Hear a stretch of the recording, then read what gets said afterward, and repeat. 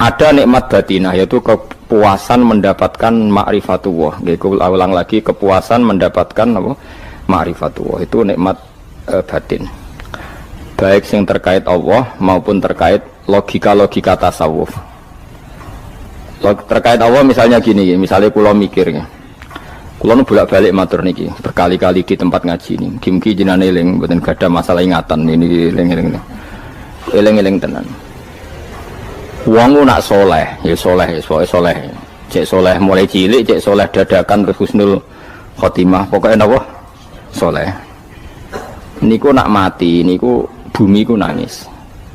Nangise bumi ku kekurangan utawi kalong wong sing sujud ning ndekne.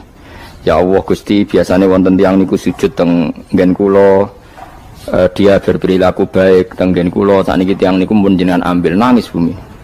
Sakniki sing urip arek bedua-bedua, damel narkoba, damel ngefly, damel macam-macam lah. Itu nangis bumi. Langit semeneng. Semeneng.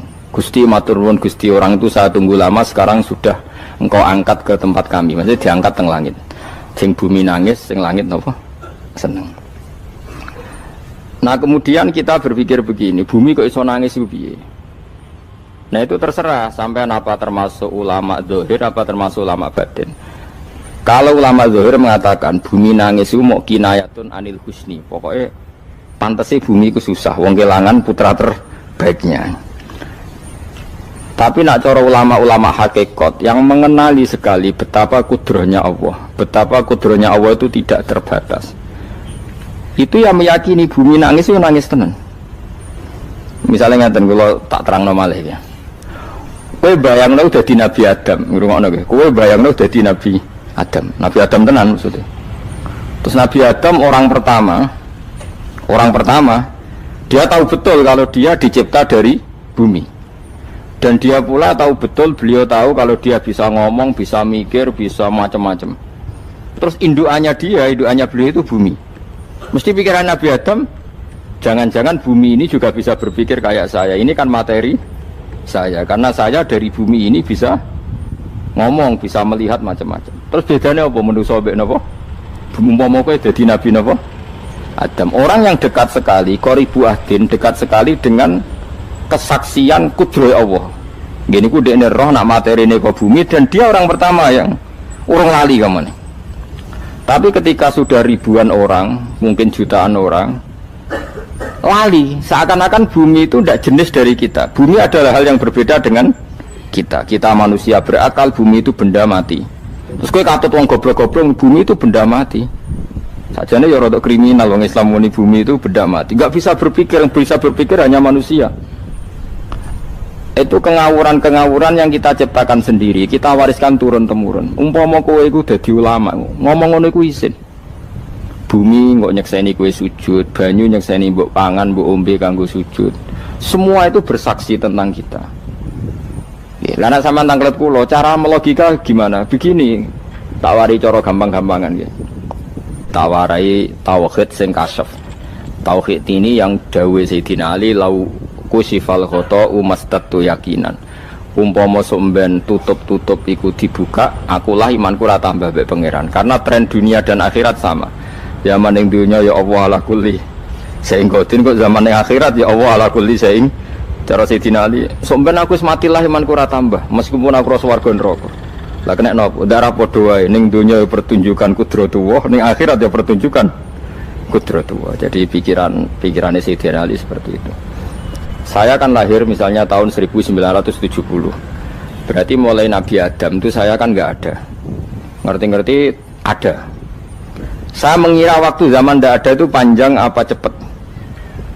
Cepat, karena kita tidak melalui itu. Ujuk-ujuk wujud. Kadang aku mati ya wedi kan. Mau mati jebule kiamat 1 juta tahun kasih opo nang kuburan. Masuk di Khalillah itu. Makanya aku ya ora roh, tak tinggal turu sakmono kan yo nglilir. Nang nglilir terus nang ndi terus. Apa mlaku-mlaku nang donya apa piye nak turu ya kok ngani ngoyo turu kok ribuan tahun lintas. Terus ya apa jajal? Sampeyan tak takoki, misale sampeyan ning kuburan iku apa? Apa ngadepi mungkar nakir tukaran terus itu keselen tukaran kok nopo ratusan ribu mungkin. Nah terus kita dilatih. Kata Sayyidina Ali gampang latihan seperti kata Sayyidina Ali apa gampang ya udah menjadi wong alim. Pada akhirnya kita ini aku zaman urip yo ora roh karepe. Ngerti-ngerti urip, mati yo ora roh karepe. Pas mati sampean petangin dah yo ora roh karepe. Pokoke wa mata sauna illa ya syawah. Makanya masyhur itu dia ketemu orang ateis. Dia orang ateis itu anti Tuhan, anti Tuhan pokoknya. Dia ditanya, lalu kamu hidup itu karena siapa? Ya gak tahu hidup. Lalu kamu mati yang menentukan siapa? Ya gak tahu, kalau tahu mati. Ya berarti Anda gak bisa menentukan diri kamu sendiri. Akhirnya dia taslim. Ya ada yang menentukan lah. Ya ada yang menentukan itu dalam Islam disebut apa? Allah. Disebut kalimatu haqqin alaiha nahya wa alaiha namut. Jadi kalau maknani itu kalimat yang benar-benar nyata, yang karena kalimat itu pula kita mendapat kehidupan, yang karena kalimat itu pula kita mati, yang karena kalimat itu pula kita akan bangkit lagi. Itu yang makna hakikat. Tapi kalau makna syariat nggak begitu. Kalau makna syariat begini, dan ini benar juga.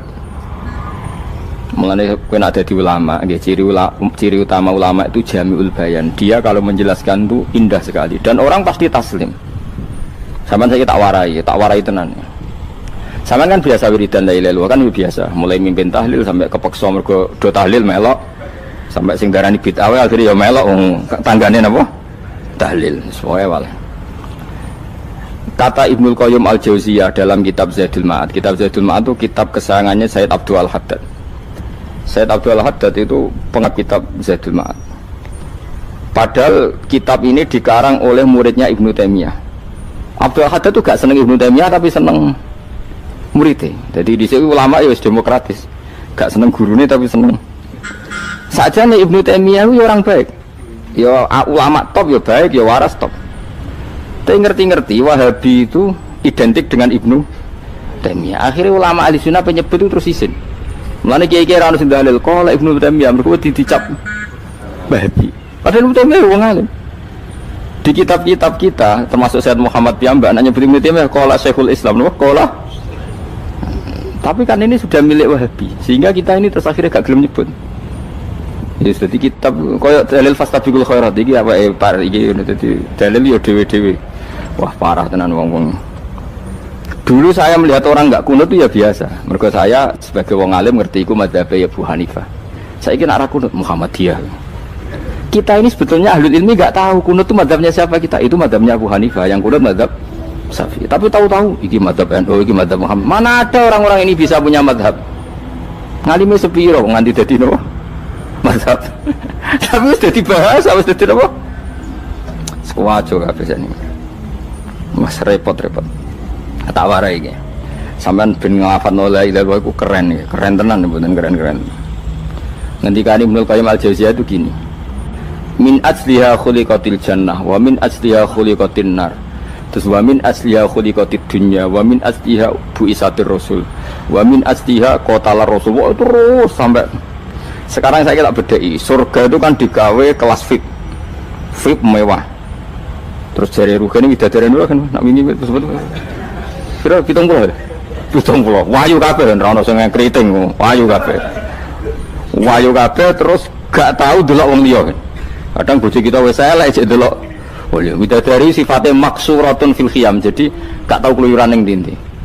Wahyu kabeh. Lek surga yang semewah itu selek itu ya bagi mereka sing nglafatno atau yang menerima la ilaha illallah. Neraka sekarang dibikin dalam itu.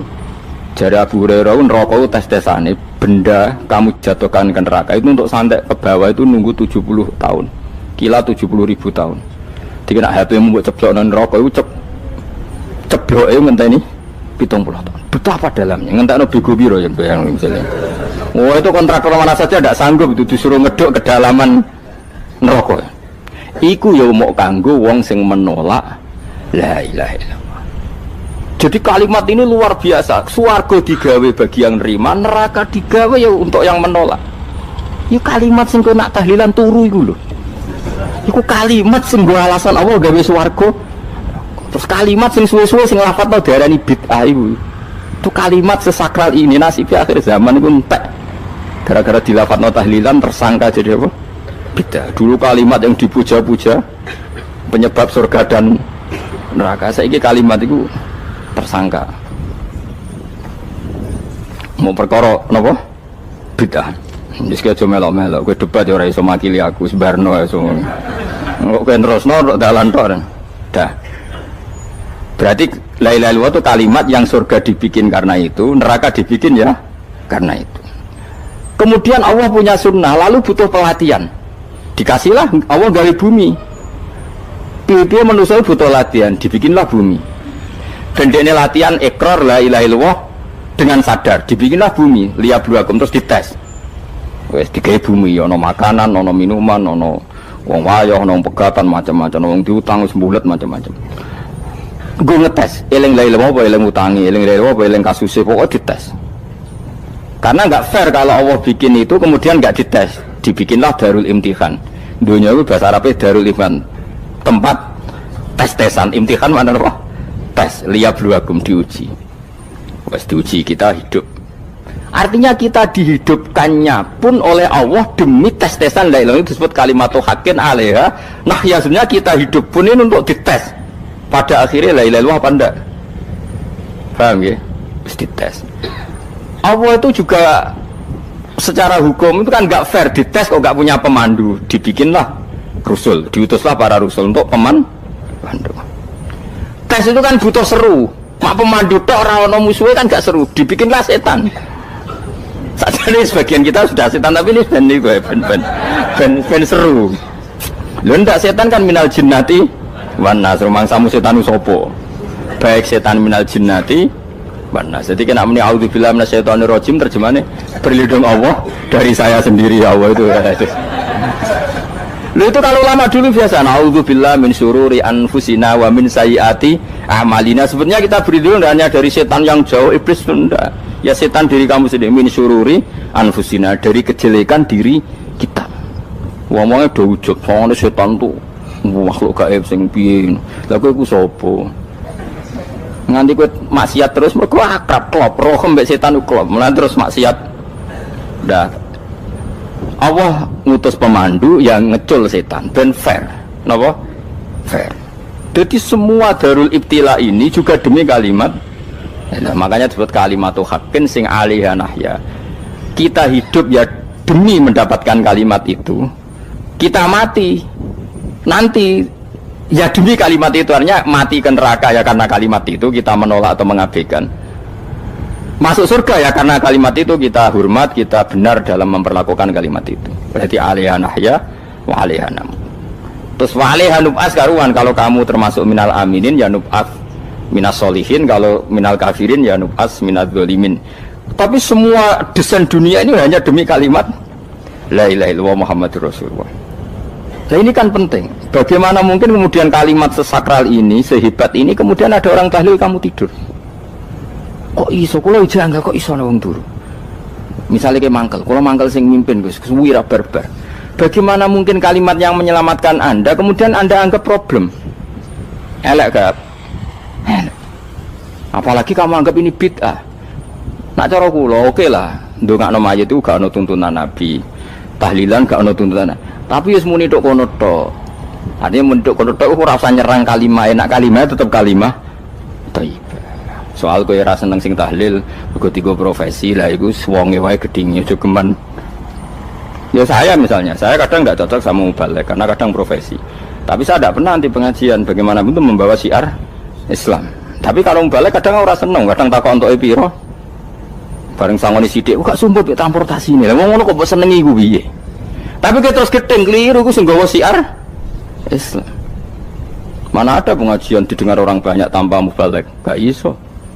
Ini iso melepukno barang-barang ra penting jadi penting iso. Lah cara guruku teng sareng ning ape mlepuk kanggo panggung barang perkara. Tapi kadang ya benar. Yang namanya mudin mubalek ya itu bisa benar bisa salah, tapi kamu nggak boleh gedeng kalimatnya. Pilih kalimat itu kalimat hak. Nah, ini penting kalau utarakan. Sehingga zaman Nabi Sugeng ini rungokno tenan ngaji kula. Zaman Nabi Sugeng ada sahabat Namanya tuh Usamah bin Zaid. Ini sahabat kesayangannya Nabi, hibbu Rasulillah. Usamah itu diutus Nabi perang. Ini dengerin ya, diutus perang. Pas perang itu si kafir tadi menggal temannya. Ada yang tangannya putus, kakinya putus. Wah, seorang kafir ini sudah luar biasa. Bacok sana, bacok sini. Ketika terdesak oleh pasukan Usamah, kebetulan Usamah ini cakap ya, sama beberapa temannya orang Ansor. Orang kafir yang sudah Koto'a arjulana wa koto'a aidiana, dia pas terdesak bilang la ilaha illallah. Terus sama Usamah tetap ditusuk, dibunuh karena dia berpikir ini qolaha muta'awwidzan, dia melafadzkan kalimat itu hanya berlindung dari pembunuhan. Setelah dilaporkan Nabi itu marah besar. Nabi ngendikan kaifa anta ya Usamah bila ilaha illallah idza ja'at bika yaumal qiyamah. Kowe nak ditakoki la ilaha illallah ku piye? Piye-piye wis ngomong la ilaha illallah, tapi sampai ngomong ngoten sausé ngetoki tangan kula, maksudnya tangan kula tangan kelompok saya, tiga-tiga saya. Nabi tetap jawab kaifa bila ilaha illallah idza ja'at bika yaumal qiyamah. Pokoknya Nabi menyoal terus. Sampai menjadi fatwa ijma'nya fuqaha, siapapun yang melafadzkan la ilaha illallah harus kita terima meskipun qolaha muta'awwidzan, meskipun saat melakukan hanya cara zahir berlindung dari kematian, sehingga kita terima. Orang kafir yang 80 tahun kafir melafadzkan la ilaha illallah 1 menit menjadi mukmin. Sampai ada ayat kulil ladzina kafaru iyantahu yufar lahum ma qad salaf. Ini kalimat yang sakral, bahkan kafir yang 80 tahun saja menjadi mukmin hanya karena melafadzkan la ilaha illallah. Mulanya yang ngaji saya, yang seneng saya, jangan pernah kamu mengatakan ada bid'ah yang orang bisa jadi kafir. Bagaimana mungkin orang mukmin yang ke kuburan dan melafadzkan la ilaha illallah kamu katakan kafir? Padahal kalimat ini yang kafir 80 tahun saja menjadi mukmin. Saiki ana wong nglafadzno la ilaha illallah mergo salah tempat pinggir patok mbok arani kafir. Kok aneh. Wong sing kafir 80 tahun dadi mukmin iki gara-gara nglafadzno la ilaha illallah dadi kafir. Mergo mau salah tempat ning pinggir apa? Patok. Mboten ora cocok muni nganggur, wong sering ziarah ku nganggur. Nyatane ya tenan. Cara dekne pegawai negeri ora sering ziarah. Nah, tapi ora usah muni kafir gak mungkin lah.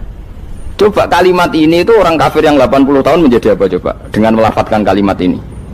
Mukmin kan? Berarti kalimat ini adalah kalimat penghilang kekafiran. Lalu karena dilafadzkan secara salah dianggap kafir. Hanya karena bid'ah itu tidak mungkin. Makanya sebetulnya Wahabi yang alim-alim itu tidak berpendapat demikian. Saya punya beberapa referensi Wahabi yang alim itu tidak pernah mengkafir-kafirkan orang karena perdebatannya seperti itu.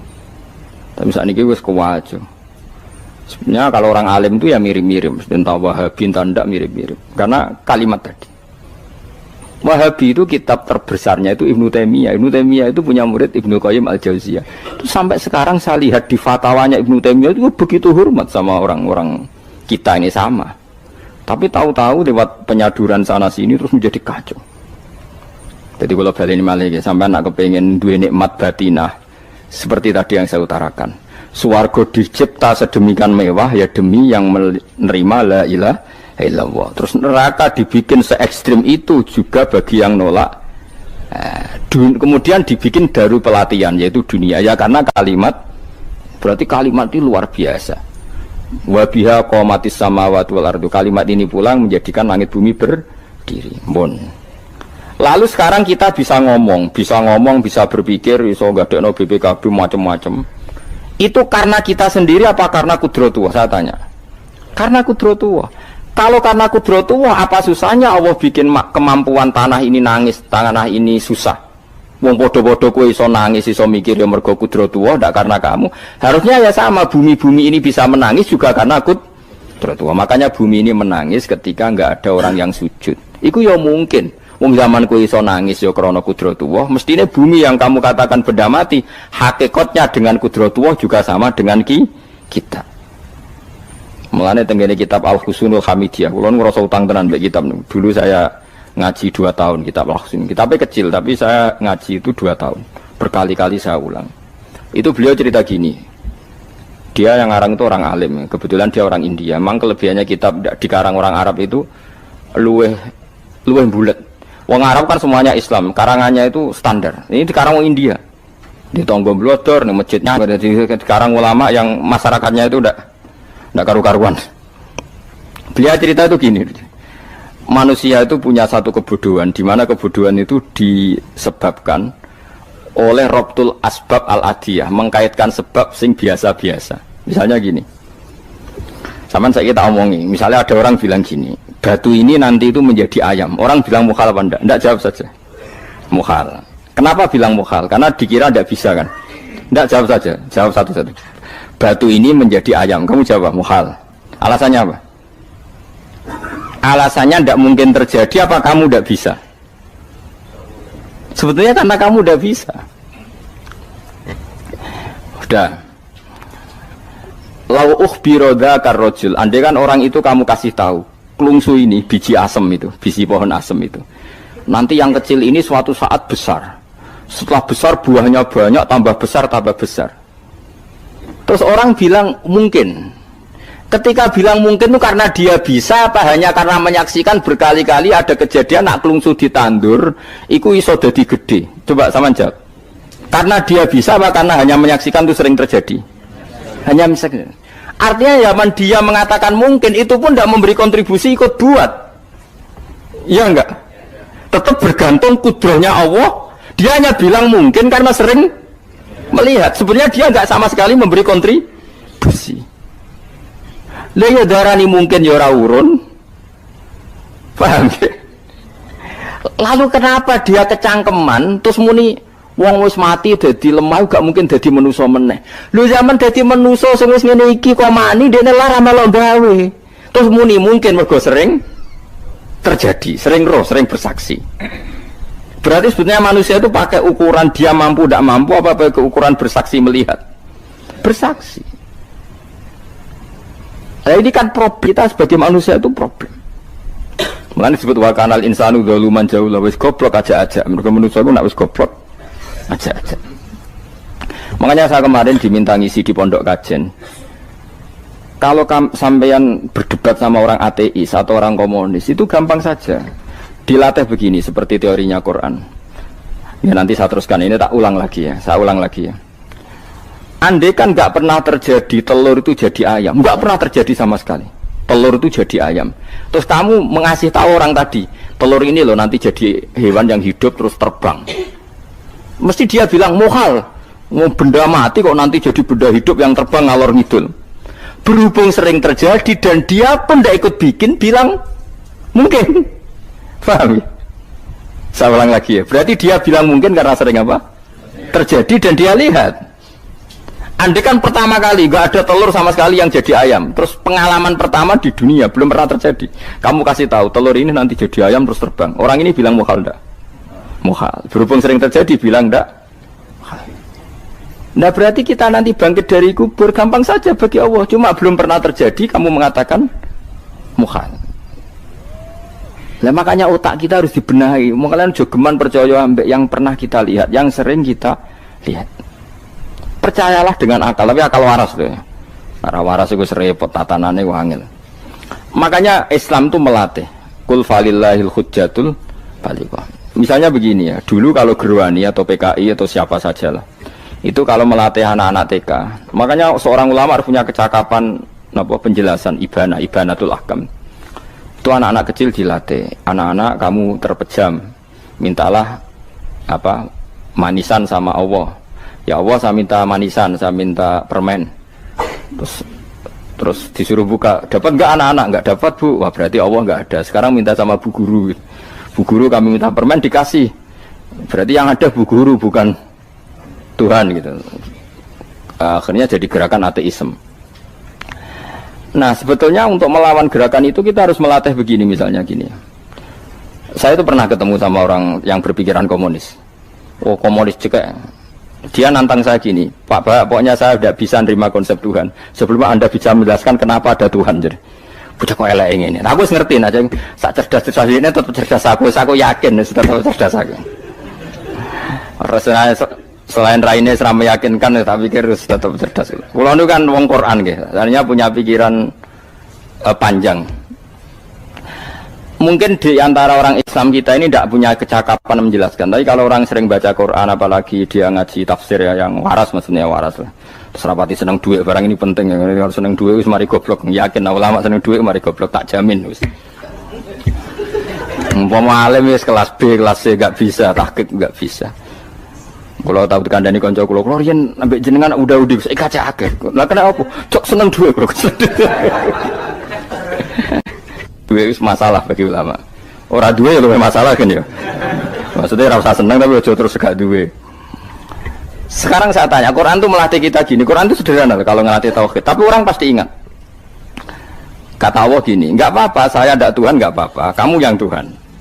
Tapi buktikan kalau kamu Tuhan. Caranya gini. Am khalaqus samawati wal ardo. Ya nggak apa-apa, kamu yang Tuhan nggak apa-apa. Tapi buktikan kalau kamu menciptakan langit, bumi. Mereka pasti ikrar, ya tidak mungkin saya menciptakan bumi, saya lahir sudah ada bumi. Yesus lahir sudah ada bumi, nggak mungkin Tuhan. Terus Tuhan membuat pertanyaan kedua, am khuliqu min ghairi syai'in. Ya sudah, kalau saya tidak Tuhan, lalu nggak ada Tuhan, berarti alam raya ini tercipta oleh sesuatu yang nggak ada. Aneh nggak? Misalnya sebelum alam raya ini nggak ada Tuhan. Berarti sebelum alam raya ini kan adanya nihilisme, sesuatu yang nggak ada. Kemudian sesuatu yang nggak ada menjadi penyebab sesuatu yang ada. Aneh gak? Menurut ya aneh. Sesuatu yang nggak ada itu mestinya kan nggak bisa ngelabeti, nggak bisa berfungsi, nggak bisa ada gunanya. Oh jenenge ra ono iku ya ora marai apa-apa. Mau ra ono kok dadi sebab. Sesuatu yang menjadi sebab itu yang wujud apa yang nggak ada? Yang wujud. Sak takoi. Lah kalau nggak ada Tuhan berarti alam raya ini lalu sebabnya apa? Ya dari ketiadaan, lalu tiada itu menjadi sebab. Yang tiada kok jadi sebab itu tekem lho. Mikir. Di mana-mana yang sebab itu harus barang yang wujud, nggak boleh tiada kok jadi sebab. Ini kan jadi aneh, sesuatu yang tiada menyebabkan sesuatu yang ada. Terus dia bilang, ya pokoknya ronde ini kalah, Pak. Tahu kapan tak pikir aja. Pikir nganti mati temenang aku ini ngono. Makanya sebetulnya dalam ilmu mantek, pertama itu kita tidak harus iman Tuhan itu namanya Allah, tidak harus.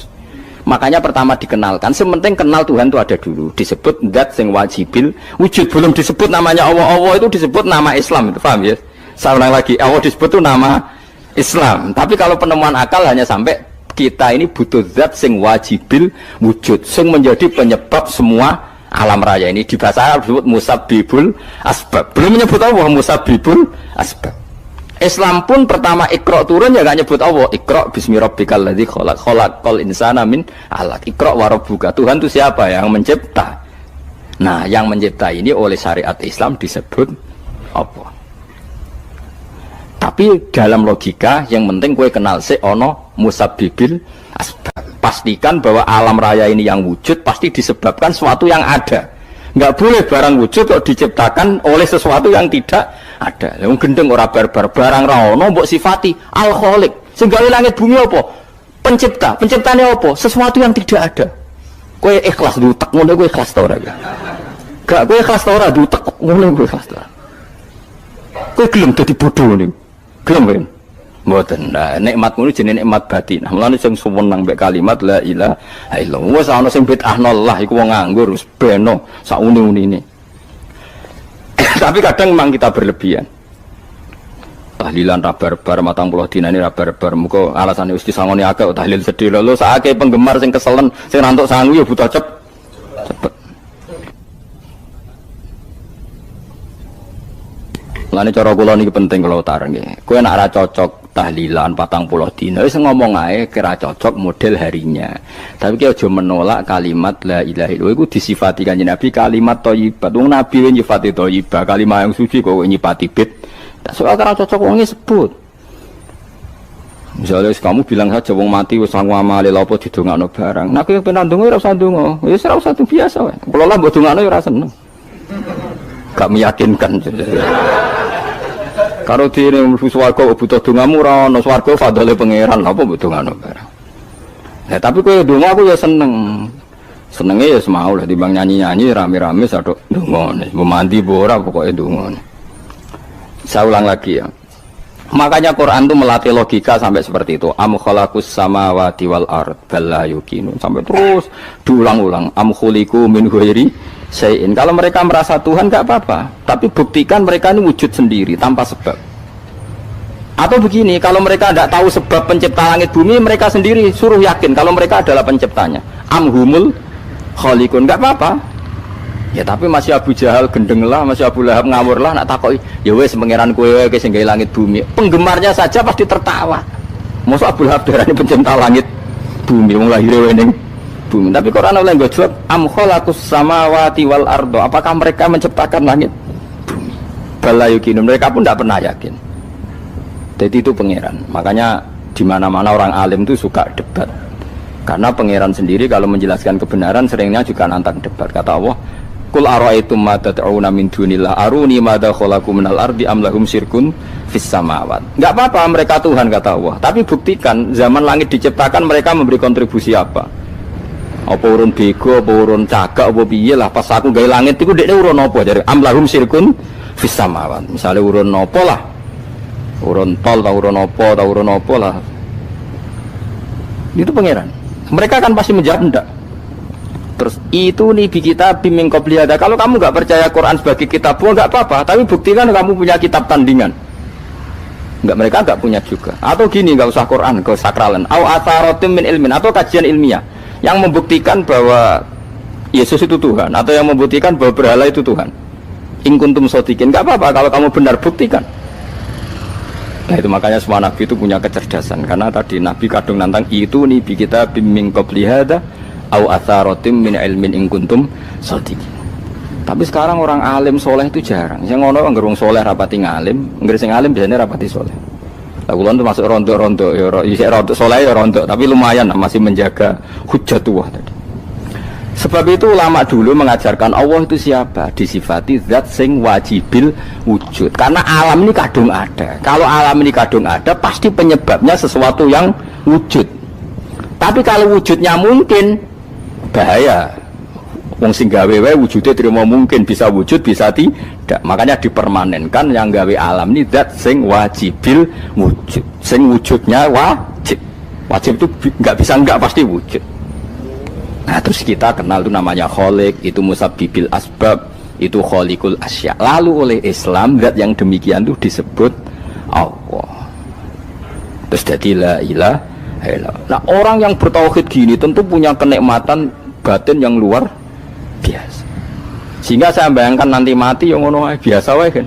Gusti zaman kula teng donya ora melok ngatur oksigen, ngatur nyawa, apa mati ndak ra ngoten. Mulai jare Sidin Ali, jenengan jenengan nak mati tambah pinter apa biasa? Ya biasa wae. Ning bumi yo ndelok kudrohe Allah, kok ning akhirat ndak ra padha wae ndelok kudrohe Allah. Mulane beliau masyhur guyonan beliau lauku sifal khata mastatu yakinan. So ben aku nek mukasafah ning akhirat imanku yo ora tambah ya biasa wae, standar-standar wae. Maksudnya kue ning dunia ujung-ujungnya paling pokok ya menyaksikan kudratullah. Sebenarnya akhirat ujung-ujungnya paling pokok ya delok kudratullah. Ning dunia saiki Allah ya matlubi sing kita cari. Sebenarnya akhirat ya Allah matlubi. Paham ya? Artinya hukum dunia dan akhirat itu sama. Kita di dunia golek ridhanya Allah, ning akhirat ya golek napa? Ridhanya Allah. Lah soal kecil itu, tapi ning akhirat kan masalah gun pun rokok masalah, diutang ditagih yo. Masalah, kere suwi ku yo masalah. Ya biasa jenenge makhluk anane masalah. Sing ora oleh di masalah pangeran.